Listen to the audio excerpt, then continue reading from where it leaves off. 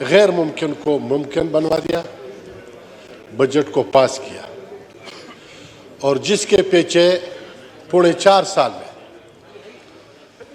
बहुत कोशिश हुआ कि पाकिस्तान की मईशत तबाह हो जाए, पाकिस्तान की इकानमी तबाह हो जाए और जिसके नतीजे में 2018 4 मई को हमारी स्टेट बैंक के गवर्नर को अयाज तौकीर हुसैन को मुकर्रर किया। और ये वो अयाज तौकीर हुसैन है कि जो स्टेट बैंक या मगरबी दुनिया जिस मुल्क को तबाह करना चाहते हैं, तो इस शख्स को जो 18 साल से वो स्टेट बैंक के गवर्नर था, इजिप्ट की मईशत को इस शख्स ने तबाह किया। फिर मुल्क की खुदादादी पाकिस्तान पर मुसल्लत किया गया। 2018 4 मई, फिर 2022 4 मई तक जिन्होंने पाकिस्तान की स्टेट बैंक तो उसको गुलाम बना दिया, डॉलर को उड़ान दिया। ये एक हकीकत है, लोग समझते ही नहीं है, पता नहीं है, ये आंखों पे हाथ रखा है। हम तो बहुत ज्यादा तालीम याफ्ता नहीं है, लेकिन इतना समझता है कि खराबी कहां से है, मुल्क को कौन खराब करना चाहते हैं। अब लोग सवाल भी कर रहा है कि आप और उनमें फर्क क्या है, और इस हुकूमत में भी महंगाई है। तो असल बुनियाद, महंगाई की बुनियाद किसने रखी? और हम चीख चीख करके आवाम को, पाकिस्तानी आवाम को समझा देते थे कि ये शख्स मुल्क को भी, मुल्क की वहदत को भी तबाह करना चाहते हैं, मईशत को भी तबाह करना चाहते हैं, इस्लामी शनाख्त को भी तबाह करना चाहते हैं, इस्लामी तहजीब को भी ख़त्म करना चाहते हैं। तो हुआ ही कि उन्होंने मुल्क को देवाला करने के नुक्कर पर खड़ा कर दी। ये तो बहुत अच्छा हुआ कि ये मुल्क बहुत खून के नतीजे में हमें मिला है। अल्लाह ताला उसको बर्बाद और तबाह नहीं करना चाहते हैं, तो इस वजह से इसका हुकूमत ख़त्म हुआ। तो ये बजट पास करना ये एक नियामत है। वो लोग जो पाकिस्तान को तबाह करना चाहते थे, या सुबह उठते हैं पूछते हैं कि पाकिस्तान तकसीम हुआ या नहीं हुआ, पाकिस्तान की बजट पेश हुआ या नहीं हुआ, और हमारे साथ जो मनमानी कर रहा है, खामखा पूरी शराइत हमने पूरी कर दी, लेकिन हमारे साथ ये ज्यादती, चलो कोई परवाह नहीं है। जनाब, ये एक मंसूबा था और ये मंसूबा ऐसा नहीं है कि ख़त्म है।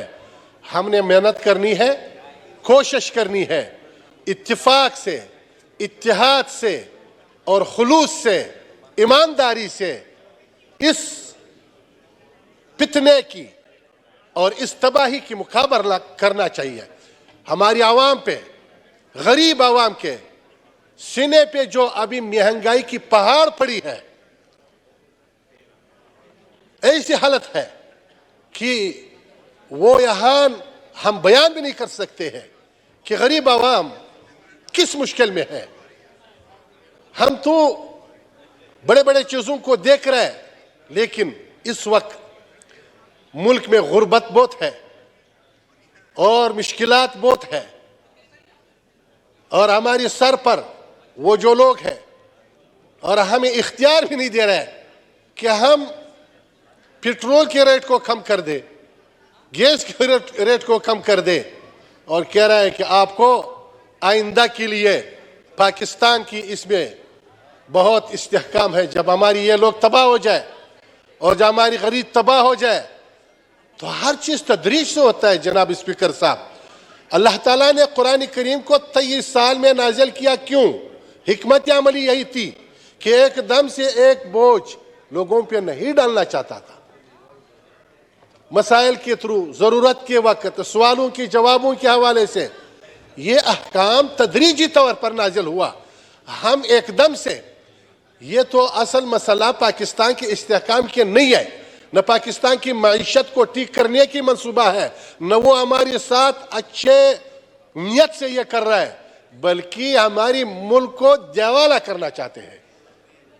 तो जनाब स्पीकर साहब, दूसरी बात यह है, जनाब स्पीकर साहब, जैसे कि हमारी भाई ने भी बात की सैलाब के हवाले से, एक तरफ हमें ये मुश्किलात है और दूसरी तरफ अगर नाइंसाफी हो तो हम भी मुजरिम बन जाते हैं। सैलाब आया और पाकिस्तान में भी आया, पूरी पाकिस्तान में ये सैलाब आया, तो हर इलाके के नुमाइंदे मौजूद हैं, वो अपने इलाके की बात करेंगे या किया होगा। जनाब स्पीकर साहब, मैं अपने ज़िला चमन और ज़िला किला अब्दुल्ला की बात करूंगा। ज़िला चमन, ज़िला किला अब्दुल्ला में सैलाब आया और फिर मोहतरम वज़ीर आज़म साहब ने तशरीफ़ बिलाई और मैं शुक्रगुजार हूँ कि वो वहाँ पे उस आवाम के साथ उसके गम दुख में शरीक हुआ। लेकिन अभी तक ना कोई घर बना, ना कोई ट्यूबवेल के लिए 1 रुपया दिया। मैं चाहता हूं कि ये जो पीडीएमए या एनडीएमए है और कह रहा है कि हमने इसको इतना पैसा दिया, मैं ये कह रहा हूं कि अवामी नुमाइंदे की क्या जिम्मेदारी है। और हमारी पश्तों में एक मिसाल है, वह दशरंज जराजम दमईदा उड़ो अवाल तरह के,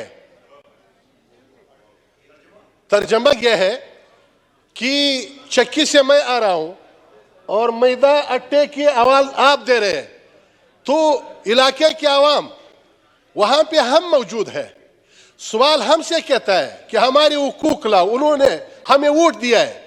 मैं पूछता हूं कि जब हम अवामी नुमाइंदे हैं, हमें कोई शौक नहीं है, मुझे बता दे कि वो जो घर तबाह हुआ, वो जो ट्यूबवेल तबाह हुआ, जिसके नुकसानात हुआ, क्या दिया उन्होंने।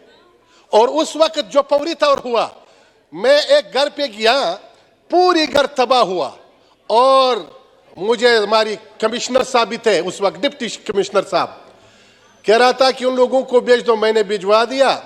फिर मैं एक बात चौखानी पे थी, एक जवान आया, मुझे कहा कि मौलवी साहब, मैं गया वहां पे, उन्होंने उस वक्त जो पैकेज थी उसमें एक गैस का डब्बा था और थोड़ी सी राशन थी 7 किलो तक, और एक वो तरपाल थी, उन्होंने इसको 3 घरों को दिया था। ऐसे हालत भी नहीं थे, वहां पे 200 घर थे या 300 घर थे, तो इसमें एक पैकेज जो पूरी के पैकेज 15,000 का भी नहीं था, वो 3 घरों को दिया है। आओ ये पेड़े में मेरे साथ, या एनडी में जो वो कह रहा है बड़े बड़े बातें, वहां पे उन्होंने ऐसे चीजें, जब वजीर आजम आता है, जब वजीर आला आता है, फिर वहां पे एक ऐसे सब्ज बाग दिखाते हैं उनको। लेकिन ये नहीं होनी चाहिए जनाब। मुझे इस वक्त ये जरूरी है, जहां पे सैलाब आया इस इलाके में, मैं तो अपने इलाके के नुमाइंदा हूं, मेरे इलाके में जो सैलाब से घर तबाह हुआ, जो ट्यूबवेल तबाह हुआ, जो दीवारें गिर गए, जो सारी नुकसानात हुआ, कोई चीज मिला नहीं है। अगर कोई चीज आया भी है, ऐसे लोगों के हाथ में आया है कि वो लोग न उसकी घर तबाह हुआ है, न ट्यूबवेल तबाह हुआ है, ये ना इंसाफी है, ऐसे हाथों से दे रहा है। तो हमारी अवामी नुमाइंदे, इसके क्या हैसियत है फिर वहां पे। जनाब स्पीकर साहब, मैं इस हवाले से जो एक हमारी कुलीग ने भी इशारा किया, पाकिस्तान के जिम्मेदार लोगों को, जिम्मेदार लोगों को ये जो कर्जा दे रहा है, ये कर्जा बिला सूद दिया जाए। एक दूसरे, ये छोटे बड़े का फर्क खत्म किया जाए। हिंदुस्तान में 85% बड़ों के लिए, 15% वो छोटों के लिए दे रहा है, और हमारी 93% कर्ज बड़ों के लिए, 7% कर्ज छोटों के लिए, और फिर सूद के साथ।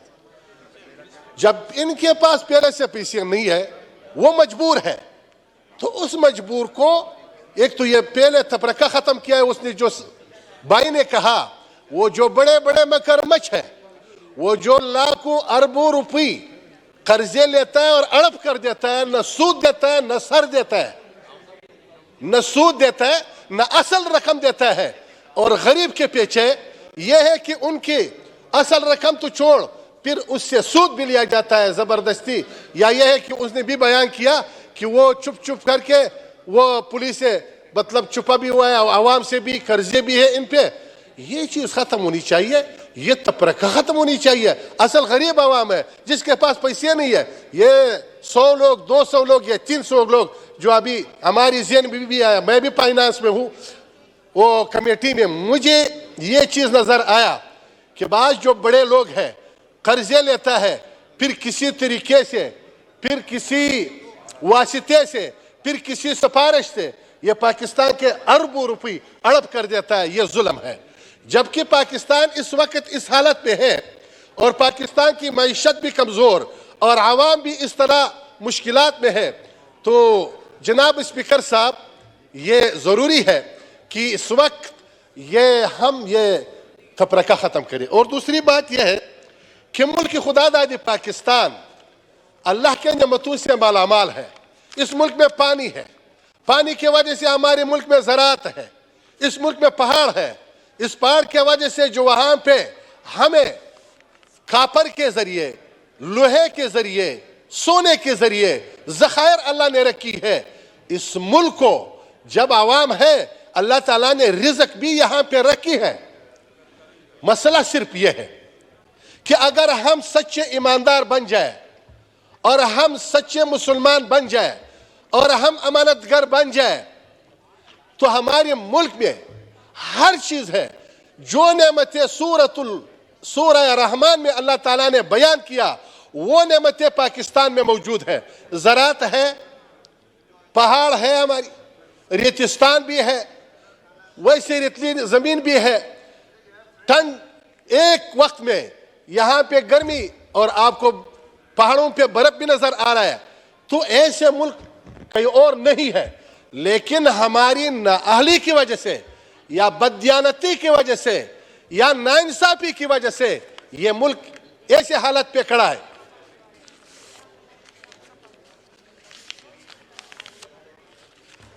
जी जारी रखें जी।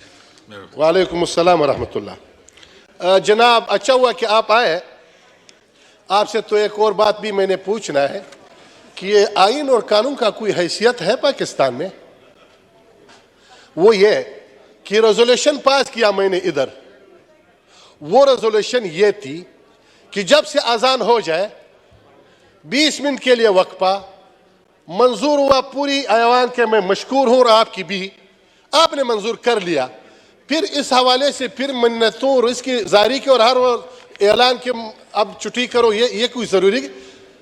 एक आइन है, कानून है, रेजोल्यूशन भी पास हुआ, तो ये क्यों नहीं होता है जब अजान के साथ ये वक्फा नहीं होता है?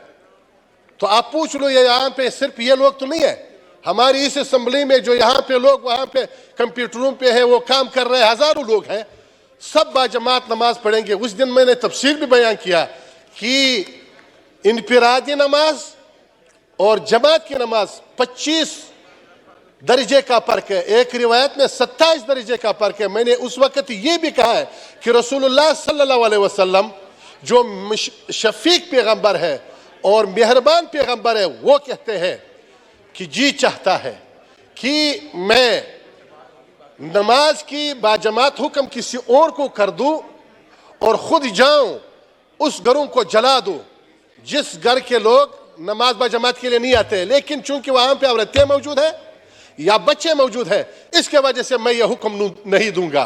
तो इस वजह से एक रेजोल्यूशन भी पास हुआ, तो होनी तो ही चाहिए।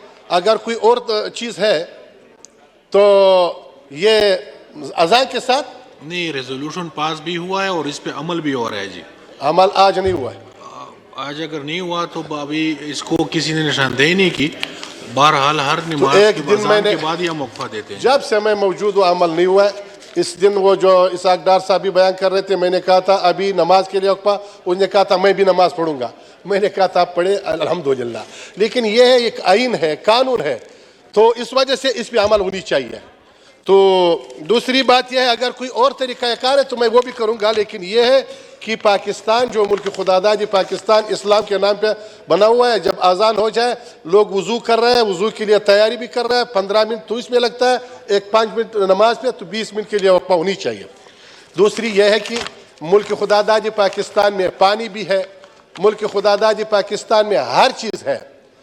तो आप जाके स्विट्ज़रलैंड में देखें, आप जाके लोग बारे कह रहे हैं कि हमारी आबादी ज़्यादा है, तो आप जाके चीन में देखो कितने लोग हैं और वो कितने उसकी वो आबादी है और कितने उसकी मईशत मजबूत है, पूरी दुनिया को अभी चैलेंज दे रहा है। तो हमने ऐसी चीज़ों पे ध्यान रखा है कि वो तो बिल्कुल इस्लाम की भी खिलाफ है और अल्लाह के कानून की भी खिलाफ है, और हम यही कह रहे हैं कि इसमें मईशत ठीक हो जाएगा। मईशत ठीक होगा इंसाफ से, मईशत ठीक होगा अदल से, मईशत ठीक होगा ईमानदारी से। जब हम ईमानदार बन जाएंगे और हम इस तरह। दूसरी बात यह है कि जनाब डिप्टी स्पीकर साहब, हमारे इलाके किला अब्दुल्ला में और किला अब्दुल्ला में जो छोटी बड़ी फसल वगैरह है, जब से गर्मी होता है तो वो वहाँ पे बिजली सिर्फ 2 घंटे, ज़्यादा से ज़्यादा 3 घंटे। जब हम पूछते हैं कह रहे हैं कि लोग बिल जमा नहीं कर रहे हैं, तो मैं ये कह रहा हूँ ये बिल जमा न करना ये किसकी जिम्मेदारी है? और ये ना इंसाफी, जब एक शख्स बिल जमा करा है और दूसरा नहीं कर रहा है, और एक तो ये ना इंसाफी है, ये पैसे हम उस पर तकसीम कर रहे हैं। जब एक ईमानदारी से काम ले रहे हैं और हम उसको भी इस पे मजबूर कर रहे हैं कि आप भी ना जमा करो, आप भी वही तरीका शुरू करो वो जो और लोग कर रहे हैं। खुद हमारी इदारे, खुद वापडा के इदारे लोगों को उस पे आमादा करते हैं कि भाई आप 2000 रुपये जमा करो, बस छोड़ दो बिल, 3000 रुपये जमा कर दो, छोड़ दो बिल। फिर ये हमारी जिम्मेदारी नहीं है। हमारी वहाँ के ज़मींदारी तबाह हो रहा है और हमारी वहाँ पे नमाज के लिए 5 वक्त नमाज के लिए मसाजिद में वहाँ पे रोशनी नहीं है, बिजली नहीं है, पानी नहीं है। चमन में तो ये ज़रात वगैरह भी नहीं है, चमन में वज़ू के लिए पानी नहीं है। जब 2 घंटे बिजली आते हैं, फिर 2 घंटे से हम क्या करें वहाँ पे? तो ये मैं पर जोर मुतालबा करूँगा। हमारी मिनिस्टर साहब तो अल्हम्दुलिल्लाह कोई है भी नहीं इधर, तो किससे मुतालबा करे कि वहाँ पे किला अब्दुल्ला के लोगों के लिए कम अज़ कम 12 घंटे 14 घंटे बिजली दिया कर। वो आपका जिम्मेदारी है, आप जिस तरह अपना बिल जमा करेंगे ये हमारे काम नहीं है, ना हम इस पे है। हम यही है कि आवाम हमें कह रहे हैं और आवाम पे चीख कर रहे हैं या वो फिर रोडों पे निकल जाएंगे। तो इस वजह से इस आड़ में, इस गर्मी में कि उसकी उसूल की वक्त है, इसकी बिजली और इसकी बिजली ज़रूर कम अज़ कम 12 घंटे उसके लिए बिजली दिया जाए पूरी इलाके किला अब्दुल्ला और ज़िला चमन के लिए। दूसरी मैं जो कह रहा हूँ वहाँ पे अमन अमान का भी मसला है, ऐसे नौगोरी भी है और वहाँ पे अमन अमान बहुत कमज़ोर भी है। तो ये अमन अमान भी हमारी मसला है, ये तो किसी कोई और तो नहीं अमन अमान वहाँ ला सकता है। ये तोपक कल्चर, ये मशीन कल्चर, ये चीज़ें ख़त्म हो जाए। दूसरी बात यह है, मैं क्योंकि ईद की आमद है और एक तरफ आवाम ऐसे है कि आवाम भी एक महंगाई की पहाड़ के नीचे है, तो मैं दरख्वास्त करूँगा पूरी कौम से कि इस वक्त हमने एक जज्बा और एक पैदा करना है अपने आप में कि कोई गरीब है और कोई मुतमविल है, ताजर है और उसके पास माल है, वो अपने हमसायों की ख्याल रखे इस हालत में कि उनके बच्चे में वो न ईद के लिए कपड़े बना सकता है, ना वो कुर्बानी के लिए कोई दुम्बा वो ख़रीद सकता है, और हम भी 10-10, 20-20, 15-15 कपड़े बनाते हैं या अपने बच्चों के लिए। उसके बजाय हम अगर अपने हमसायों की भी ख्याल रखें तो इस वजह से ये बहुत ज़रूरी है। और फिर दूसरी कुर्बानी के गोश्त, ना ये कि शरीयत में तो है आप खा भी सकते हैं, लेकिन हमने जब कुर्बानी है, कुर्बानी किया और कुर्बानी हम पूरी कर ले, इस तरह की ये सारी गोश्त गरीबों पे और मिस्किनों पे ये गोश्त तकसीम हो जाए। और आखिर में मैं आपकी मशकूर हूँ और ये इस शर्त पे मैं इजाज़त चाहूँगा कि ये इस पे आप भी तायद कर ले कि वो जो आपने रेजोल्यूशन पास किया बहुत बड़ी, आप इसकी भी तायद कर। आप वाइंड अप कर दे। शुक्रिया जी। नमाज असर के लिए 15 मिनट का वक्फा किया जाता है जी।